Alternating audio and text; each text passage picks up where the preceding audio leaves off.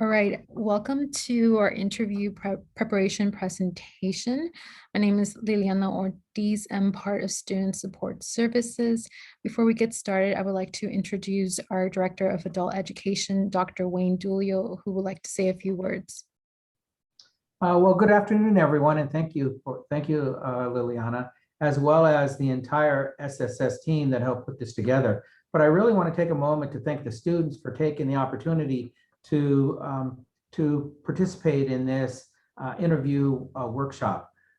From the interview to the resume writing and cover letter, we know that you carry great skills, but if you can't communicate them in a way that can convince that employer that you are the right person for the position, no matter what, it becomes very difficult to get that job. So following some of these, certainly the preparation and what needs to be done in an interview is critical.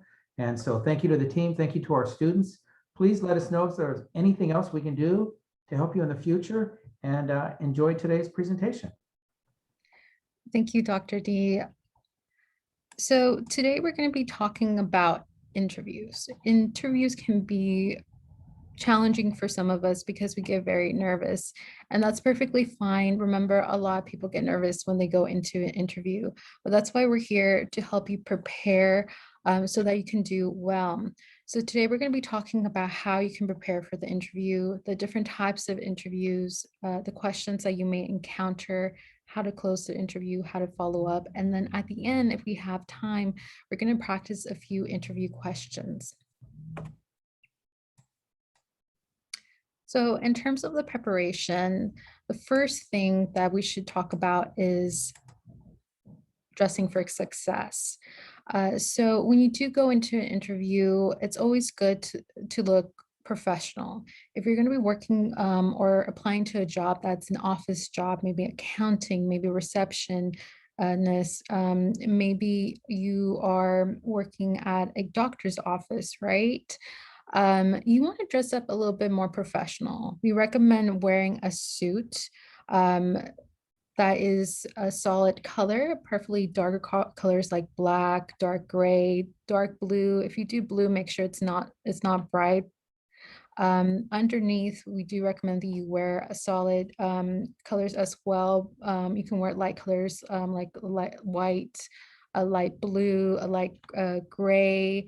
The reason why we recommend this is because it usually when you wear these colors, you look a little bit more professional, right? But you also don't want to draw the bad, I guess you can say you don't want to draw the wrong attention.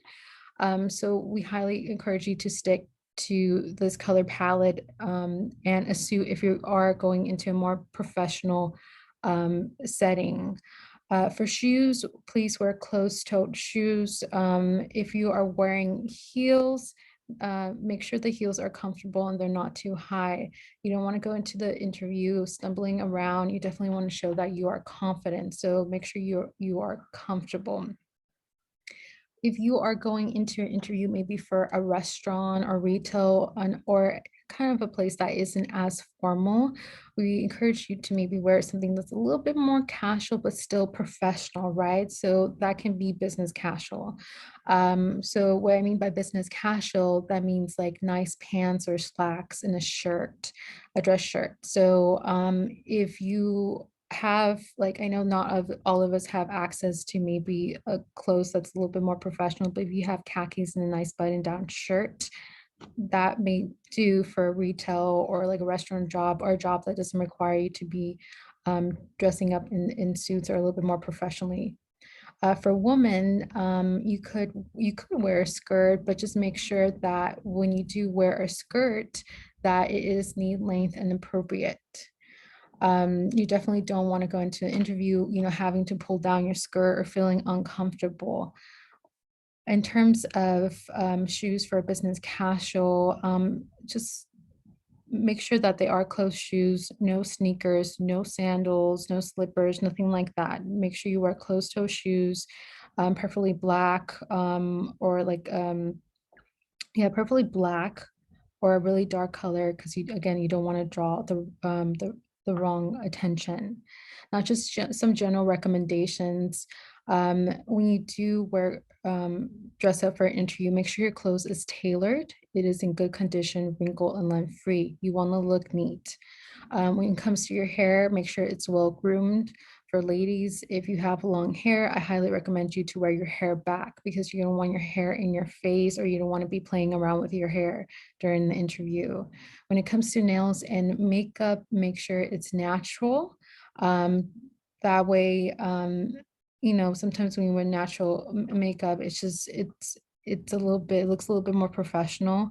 But also, sometimes for us ladies, what happens is, we get nervous, sometimes we get sweaty. We don't want things, running around, or we don't want to be touching our face either and getting makeup on our hands. Jewelry and fragrance, wear moderate jewelry. You don't have to wear jewelry if you don't want to, but if you do, just wear, small pieces, nothing too big. With fragrance, just be careful because remember there are individuals who are allergic to certain fragrances. It would be best not to wear perfume, but if you want to wear, just wear a little bit. That way, it's not too distracting. Piercings and tattoos. It really depends on the employer. There are some employers that are very accepting of piercing and tattoos, and there's some employers that are not.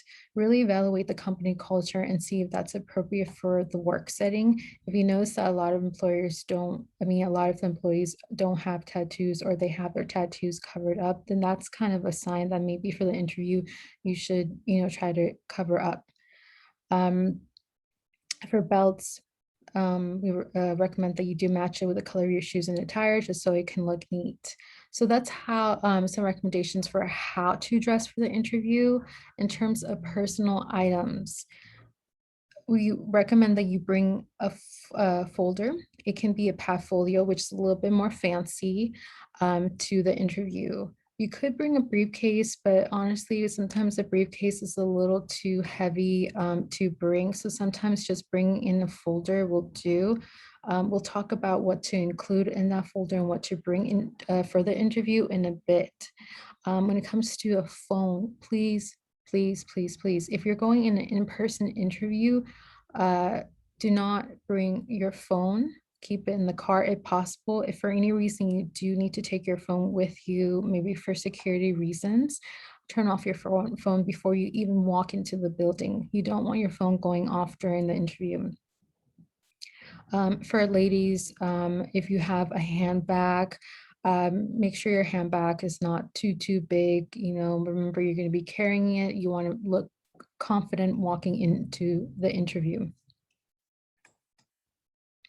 So in terms of the documents that you should bring into interview, it's really your portfolio. So in the previous presentations that we had regarding getting back to work and the resume presentation, we talked a little bit about some of the documents that you will need. And one of them is your resume. You want to make sure that your resume is the tailored resume for that specific job. Now, if the job, requires more general skills, not specific skills, then you could have a general resume. That's fine. But for sure, you should definitely have at least 3 copies of your resume available in case the employer asks you to provide. And trust me, they will. I've had a few interviews myself in the past, for example, where I submitted my resume through the application, but when I went to the interviewers wanted the copy. So luckily I had the copies available and I had multiple copies, which was great because there was multiple people interviewing me and I wanted to make sure that each person had a copy. You should also include or take a list of references. Your references list should include the name of the person, their position, the employer, phone number, email. Have at least 3 references. It would be better if the references are prior bosses, co-workers, or people that just know how you work. It can even be counselors, teachers. That's okay. I would stay away from family as much as possible. I know sometimes they'll say personal references are okay. And when they do say that, it's better that it's not family, okay? For mock for when I say mock job application, what I mean by that is a list of your employment history. So basically, it's like just a document. It has all your employment history for maybe the last 10 years, include the address of your employer, your supervisor name, phone number, and dates employed. Why is this important? Well, sometimes what happens is some employers are going to have you complete a application once you get to the employer site. And it doesn't really look professional when you take out your phone and you try to research the name of your old the name of your old company and the address, right? You want to have all this information in one place. In addition to that, you also want to have your education listed and all in one place. This information may already be on your resume, but I know when you do your resume, you may not include the addresses. Maybe you don't include like the specific dates. So you definitely want to have a copy with a list of your education and employment history on the site, just in case. In terms of identification, if you're driving, you should already have your California's license with you, right? However, make sure that to have your social security card or work authorization card just in case. I know that for some places, like when you are going into a meeting with an employment agency, they're probably going to want that information when you first go in, right? So you want to have that available. Work samples, if applicable. For example, if you are applying for a journalist job, they're probably going to want to see samples of your writing, right? Or you're applying for a photography job, they're going to want to see examples of photos that you've taken in the past. So if work samples are relevant to the job that if work samples are applicable to the job that you're applying to, take them in your folder. Same with certificates. So when it comes to preparing for an interview, there are a few things that are very important, and those are researching, reviewing, and practicing. So when it comes to researching, that should always be one of your first steps. And what I mean by researching is research the company mission, vision, product line, and services and management. That's very, very important. When you go into an interview, you should know what the company does and you should know why you want to work for them. That's probably going to be one of the interview questions that they ask. The way you research is by going onto their website and looking at their about section. They're going to have a mission section. They're probably going to have a service or product section, right?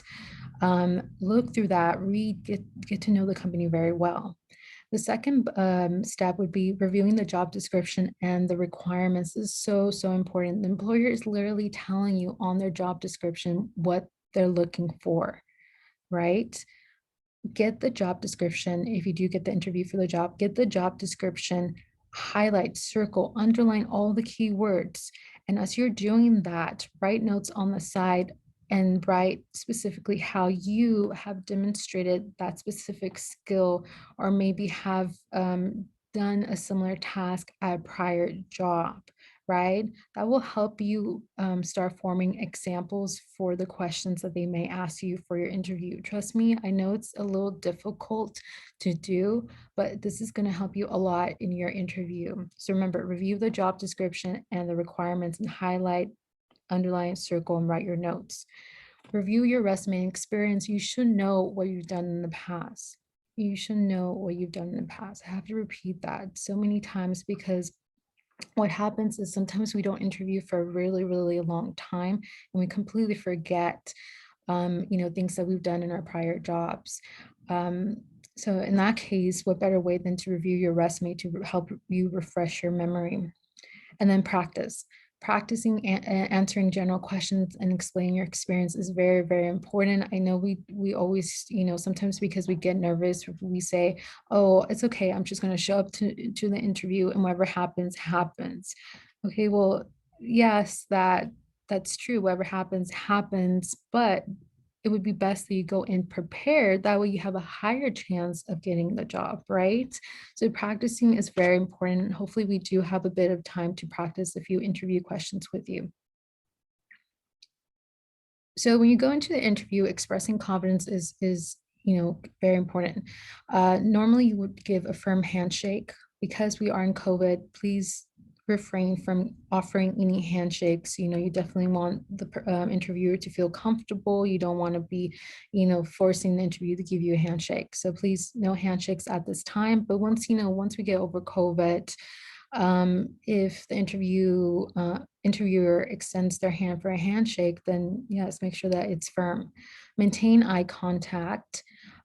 Speak loudly and clearly. Be aware of nervous habits, so fidgeting, stroking your hair, or overusing your hands. For example, I use my hands a lot, and I recognize that. But when I go into an interview, what I do is I just, put my hands on my lap and just hold them very tight. And the reason why I at least hold them very tight is because I do get nervous in interviews. So that's one way for me to kind of help me control my habits, and also kind of get over that nervousness. Sit upright and remain poised. Listen, think, and respond to questions directly. Please listen, listen, and make sure to answer the question. I know for your teachers may tell you answer the question when it comes to tests. Just answer the question.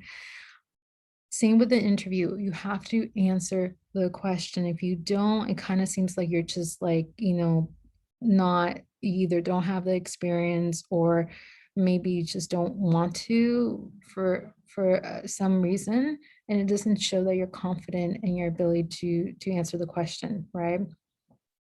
Do not talk over the interviewer or go off topic. Use discretion when speaking about former employees and supervisors. So please refrain from, talking poorly about previous supervisors and employees. Remember, confidence is also about maintaining professionalism and tact and being very respectful. So we're going to be talking a little bit about the types of interviews. The first type of interview is the phone interview, and normally the phone interview is the initial screening of candidates. And for some employers, it may actually be the only interview, right? So if you apply for the census last year, the census jobs, they only did a phone interview and that was it. But normally it is the initial screening of candidates. And what I mean by that is that they're looking to see if you meet the minimum qualifications for the job.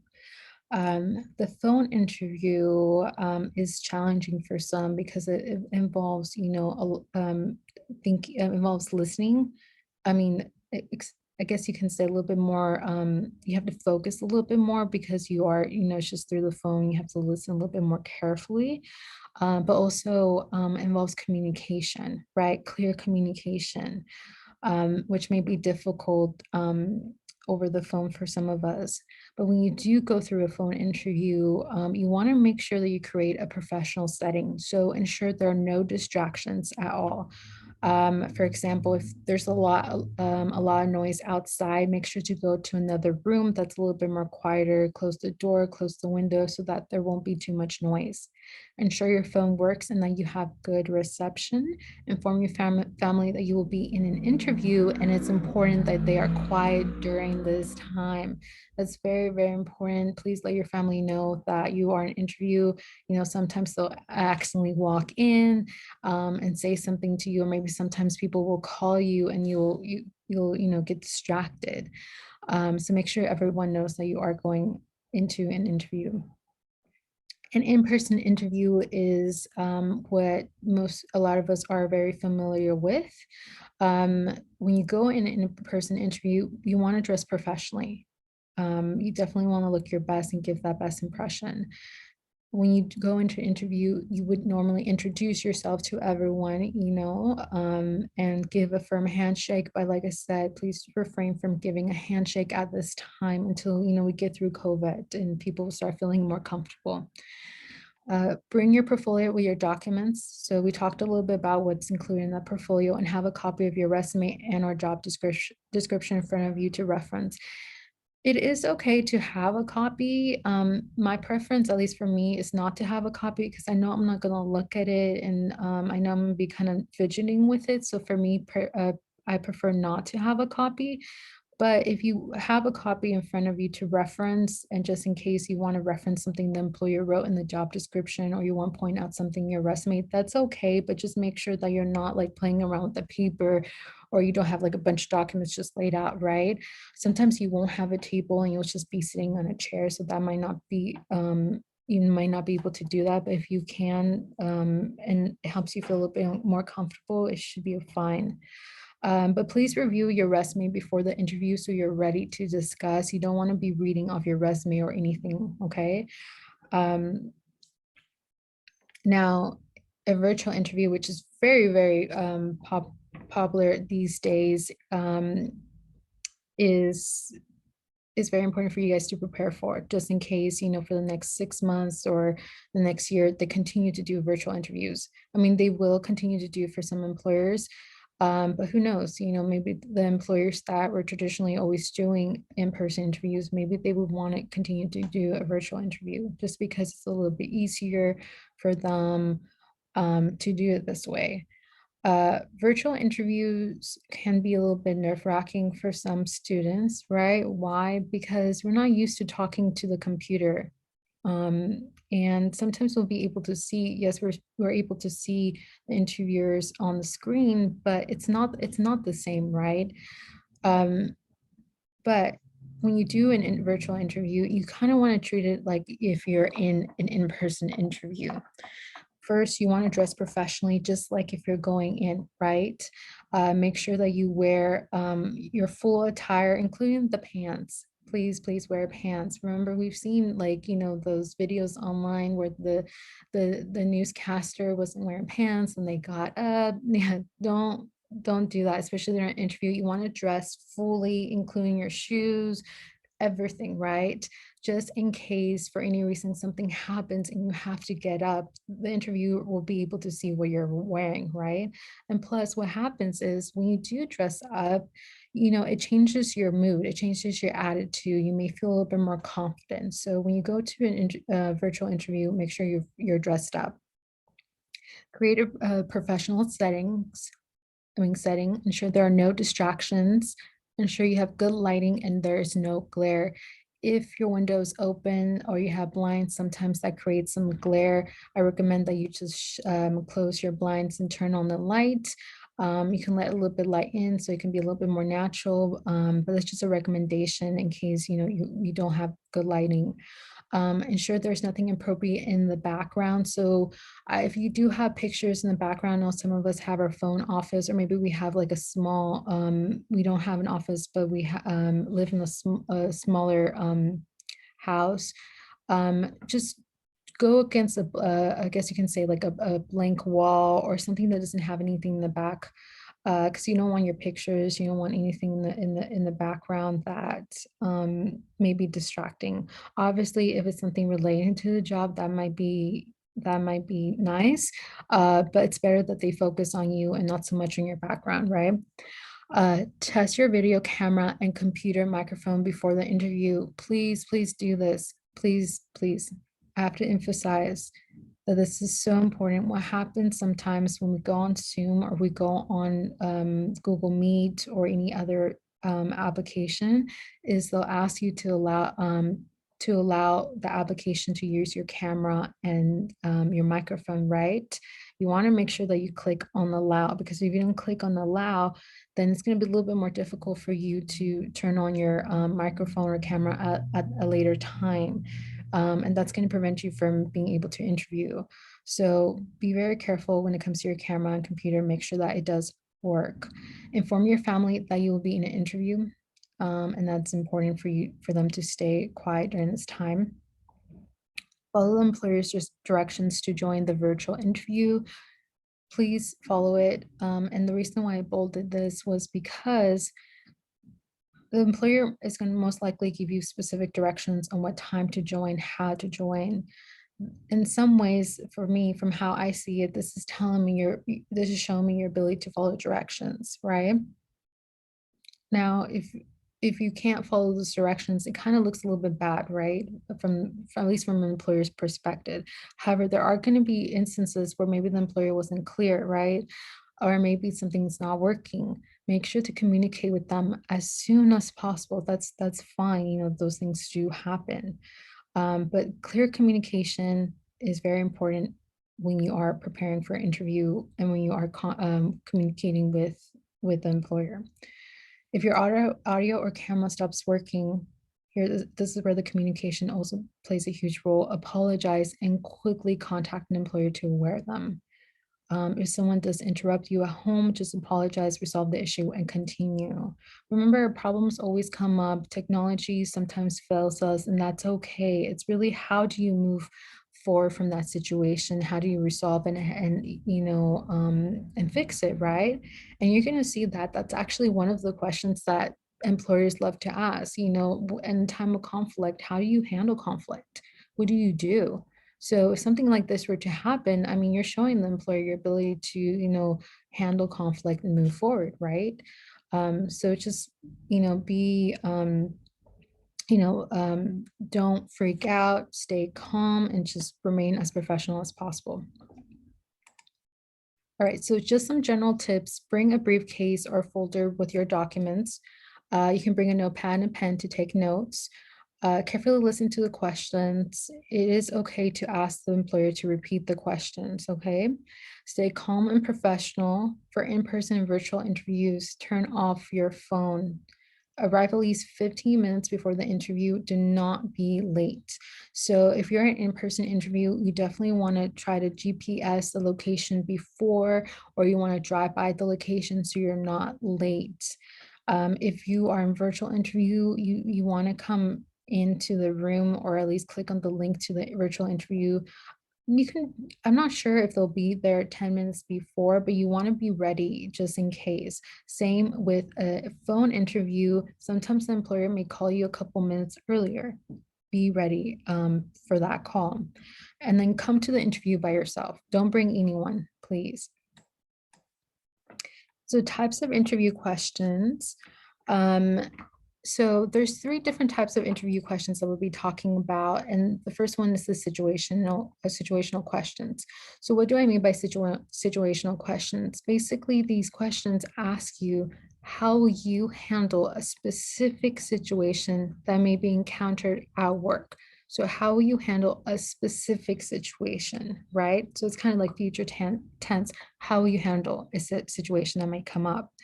So an example of that is, what would you do if an angry and dissatisfied customer confronted you, right? The way you would answer these questions would be, first answer specifically what you would do in that specific situation. If you have an example that shows how you, maybe in this case, confronted a dissatisfied customer, then use that example to support your response, right?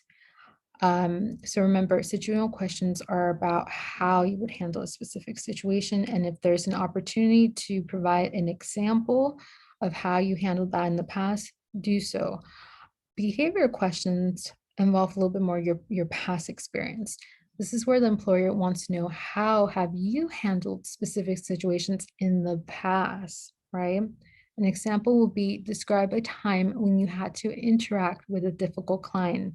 So remember, describe a time. So you're talking about the past. What was the situation and how did you handle it, right? There is a method that I will introduce in a bit on how to answer behavioral questions. The last type of questions, and there's different types, more types as well, but these are normally the ones that they do ask, are skill-based questions. So they'll ask you questions that basically will ask you to provide examples that show specific skills. There are going to be instances where the employer may ask you a question where it may be something like, can you solve this problem, or something like that, because they're just trying to evaluate your how you think. Um, it those questions, you often hear, like, when you go into a Google interview, oh, they ask this, this riddle, how would you, I can't remember the question, but how would you do this? How would you solve this? Those questions are a little bit more rare. It really depends on the company, but it's all about your thought process. We do one of the questions that they may ask you that is skill based is give me an example how you would explain a complicated procedure to someone who is new to the situation. So give me an example again of how you would explain a complicated procedure to someone who is new to a situation. So this is trying to measure a couple things, but mainly it's measuring communication. Not measuring, but trying to evaluate your communication skills. Um, so you'll come across these three types of interview questions almost in all interviews. Um, to prepare for these questions, I do have a list of questions that you could use to practice before an interview. So, for example, if you are going into an interview for accounting, I have some questions available for you guys. If you are interested, just let me know and I can send you those questions. Same for office jobs. If you're going into allied health, we can definitely give you a few different types of questions that may apply to your specific field, so you guys can start preparing. Now, when you are doing a answering a behavioral question, as I mentioned, there's a method that we recommend that you do follow, which is called the CAR method. And basically, the purpose of the CAR method is to give you a way to kind of describe how you've done things in the past. So remember, employers like to assess how employees handle conflict and resolution in the workplace. So one of the questions, which is kind of similar to the one we were talking about in the previous slide, is tell me about a time you had conflict with a coworker on a certain project, right? So it's talking about conflict. How did you come to a solution that worked for everyone? So the way you would answer these types of questions, again, behavioral questions, would be to use the CAR method. So the CAR method starts off with C, describing the challenge. So what happened? What was the issue? Then if you follow with A, which is the action, what did you do to resolve the issue? What steps did you take to help resolve the issue? And then R is the results. What happened? What was the positive outcome? Normally you want to talk about, situations that resulted in a positive outcome. It just looks good. But this method is, a great method to use when answering the behavioral questions. Now, some common interview questions include tell me about yourself. Tell me about yourself is not asking you to tell them interviewer about your age, your personal life, your religion, where you live. No, no, it's nothing like that. Tell me about yourself is really asking you to provide kind of details on how you qualify for the job and why you applied to the job, right? So how, again, why did you apply to the job and how do you qualify? So you'll be talking about your education as it applies to the job. You will be talking about your experiences, your skills, or anything else that may make you eligible for this job, right? So tell me about yourself. Usually it's very short. You don't have to, talk for hours and hours about this. It just gets straight to the point. Why are you interested in the job and how do you qualify for the job? What are your strengths is another question that comes up quite often. So it's good to choose strengths that relate to the position. Normally, when you look on the job description, it'll tell you, we're looking for someone who is, for example, who has high analytical skills, someone who's really good with math, maybe. You want to talk about your strengths as it relates to the job. And the good way to do that is by looking at the job description and seeing what the employer is looking for in that candidate. Now, what are your weaknesses is the other question that they may ask. A weakness is a strength in disguise. Make sure that when you mention a weakness, that it's not anything that is required on the job. For example, if if you are applying for a math teaching job, right? Math teaching job. You don't want to say your weakness is math. Definitely not. It doesn't make sense. Then why should we hire you if we're hiring for a math teacher, right? So make sure it's not something that's related to a job. An example, when I say weakness is the strength, is guys, for example, for me, I can talk about how I have a tendency to take on a lot of projects, right? So what happens with that? That basically one of my weaknesses, an inability to say no, right? So why is that an issue? At least for me, well, sometimes work can be a little bit overwhelming, right? But what have I done to kind of help myself get through this weakness? Well, one, I'm learning a couple of things. So I'm learning how to delegate a little bit better, right? So I'm learning how to delegate. I'm working on prioritization. I'm working on a little bit more on kind of, my organization to help me overcome my weakness. So when you do talk about weakness, you also want to talk about what steps are you taking to help you with your weakness. Now, why should we hire you? Uh, that's a very, very good question, but ultimately the whole interview is why should we hire you? The employer might just straight out ask you this question, so you definitely want to prepare. When you do answer this question, you want to discuss your knowledge about the company and how your skills and personality fit in. This is your chance to sell yourself and your accomplishments. I know a lot of people don't like talking about themselves, but this is the one chance that where you definitely have to sell yourself, okay? And we'll practice doing that. So just a few more questions. I'm just going to quickly go through these because I want to be able to have some time to actually talk to you guys and practice interviewing a few questions. So another question may be, what do you want to work? Why do you want to work for this company? What do you know about us? Remember, you have to do your research. Look up the company's mission, vision, look up what they do, look up their employees. In order to be able to answer this question, you want to show that you are inspired by the company and that you're highly interested in what they're doing. When you answer questions related to work experience, just keep them brief and direct.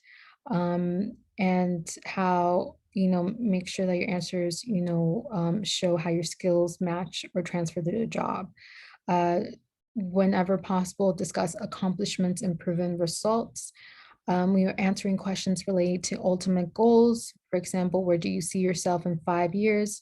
You can mention like mobility and advancement within the company, learning experiences. So you want to learn a little bit more or be, or maybe you want to, hey, maybe you just, learning and should be good enough. But most of the time it's going to be like you want to advance within the company, right? And you want to grow with the company. You definitely want to know the company's titles and positions and where you could fit in. Know what the structure is in the company. Sometimes, you may say, I want to be, let's say, for accounting, I want to be an auditor or something, right? But the firm itself doesn't have any auditing positions. It doesn't quite make sense. However, you can talk about how, because you want to be an auditor, it's very important to know the accounting, how different accounting firms work, and you want to be here, long enough and grow within the company so you can, be able to kind of accomplish your goals. So one of the things is this. Some companies really like to have and want long-term employees. They want you to stay for a long time. Some companies, like when you work in retail and restaurant, they know that this can be a temporary job as you continue school, or maybe a temporary job as you find something else. So when you do answer this question, make sure that you're aware of what the company is looking for in terms of their employees, and cater your answer to that. Past jobs and gap questions. So why did you leave or plan to leave your current or last job? New opportunity for career growth, advancement, maybe relocation, too long a commute, better work-life balance, career change. If you're going to say too long of commute, make sure that the job that you're applying to is close to your house. Wouldn't make sense if if you say, oh, I'm changing my job or want to change my job because it's too far, yet the job that you applied to is still very far, right? So be careful on what you say. Other things that you can say are career change, job security, changes in stability or current position, company or department closure, laid off. A lot of us probably a lot of our students I know are in the situation where maybe they got laid off because of COVID. It's fine to say that, we all, a lot of companies were affected by COVID. So be very honest. However, let's say you do have long employment gaps, or maybe you were fired from the job. Um, if you were fired from the job, just talk about, how the job fit was not right for you, and how you've taken kind of some time to reevaluate your skills, but also talk a little bit about the steps you've taken to improve your skills and gain more experience. That's very important. Just in case, most of the time they may not straight out ask you, but if they do, they may look at your resume and say, you have a huge gap. What happened here, right? Um, you want to be able to talk about, again, how have you been improving your skills? What steps have you, taken since then to maybe be more current with the current industry trends? Have you volunteered? Have you been going to school? What have you done during this time to fill in this gap? And be honest, I have to tell you something. If you are a parent, not and haven't been working for a long time because you've been taking care of your children, or maybe you have a sick family member who you've been taking care of, be honest, let the employer know you took some time off because you need to take care of your children. You didn't have anyone to do so. But in the meantime, what have you been doing? Well, I've been volunteering my children's school. I've been taking classes to upgrade my skills. I'm currently in a training program like allied health, accounting, and I'm very interested and eager back to work. And I'm really interested in working in your company. Just be honest with them when you are answering this question. And we can practice too, because I know everyone has different stories. Closing the interview real quick. You want to make sure that you ask the interview some questions. You want to show that you're interested. A few questions may include, what is the key to success at this job? What are the opportunities for growth? How many people are in this department? Um, who I be reporting to. There's other questions you can ask, but definitely ask questions. Do not bring up salary. If they do ask, give a range, and let them know that you will consider all offers. Know what else is required of you, and ask about the follow-up process. So that's a question you can ask, what are the next steps and when can I expect to hear from you? Thank the interviewer regardless of the outcome. Get a business card or contact information if all interviewers for a thank you note. The follow-up would normally just require, or at least we recommend, is sending a letter. A thank you note, that includes, information, your contact information, but also emphasizes your interest in the job and what you liked about the process. So you definitely want to let them know, you're very interested in the job, and you hope to be considered. Now, this is not always going to be you're not always going to be able to send a thank you note because maybe you don't have their email, or you don't have an address to send it to. Most of the time when you are interviewing, they may send you a confirmation email, right? HR may send you a confirmation email. You can send HR just a letter to forward to the interviewers. I do recommend that you guys do that because it reminds them that you are waiting and you're still interested in the job.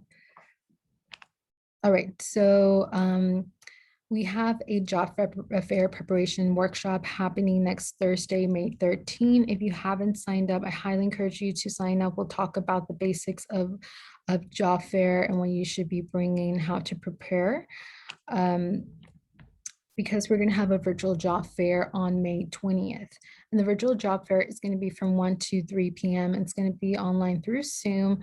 I encourage everyone to attend, even if you're not quite looking for a job. It's okay to attend, because what's going to happen is these employers are going to give information about their company, the different jobs that they are hiring for, and how you can apply.